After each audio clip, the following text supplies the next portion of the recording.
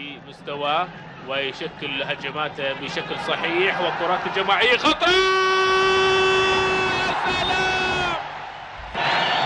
طيب عبد النور يتقدم لها من منتخب عمان والنتيجة الآن 2 لقطر و1 عمان. ماذا يفعل الطيب؟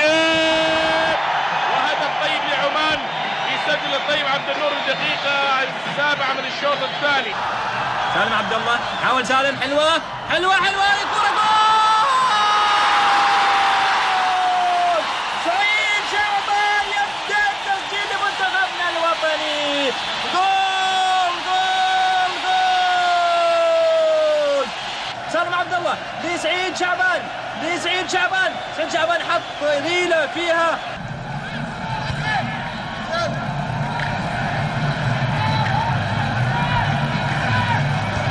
طيب عبد النور، سعيد شعبان يلعب كرة، سيف الحبسي.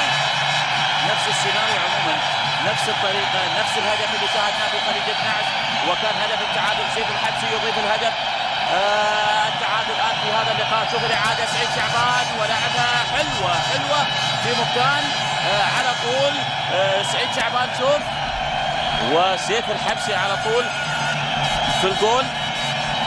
21 دقيقة مضت على زمن الشوط الثاني. مشاهدينا الكرام.